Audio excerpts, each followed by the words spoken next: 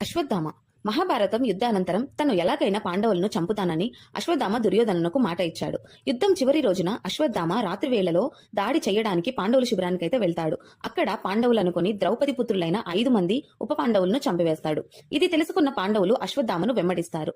అర్జునుడు అశ్వత్థామతో యుద్ధానికి తలపడతాడు. అశ్వత్థామ బ్రహ్మాస్త్రాన్ని ప్రయోగిస్తాడు. ప్రతీకగా అర్జునుడు కూడా పాశుపతాస్త్రం ప్రయోగిస్తాడు. ఆ 2 అస్త్రాలు ఢీకొంటే ప్రళయం తప్పదని భావించిన కృష్ణుడు ఇద్దరిని బ్రహ్మాస్త్రాన్ని ఉపసంహరించుకోమని చెప్తాడు. అర్జునుడు విజయవంతంగా బ్రహ్మాస్త్రాన్ని ఉపసంహరించుకుంటాడు. అశ్వత్థామ బ్రహ్మాస్త్రాన్ని ఉపసంహరించుకోలేకపోతాడు. కానీ ఆ బ్రహ్మాస్త్రానికి ఏదో ఒక లక్ష్యాన్ని చూపించాలి కనుక పాండవుల మీద ద్వేషంతో రగిలిపోతున్న అశ్వత్థామ పాండవుల స్త్రీ గర్భాల మీదకు దారి మళ్లిస్తాడు. వారిలో అర్జునుని కోడలు ఉత్తర కూడా ఉంది. ఆమె కడుపులో ఉన్నది పాండవుల తర్వాత సింహాసనాన్ని అధిష్ఠించాల్సిన పరీక్షిత్. బ్రహ్మాస్త్ర ఫలితంగా పరీక్షిత్ తల్లి గర్భంలోనే మరణిస్తాడు.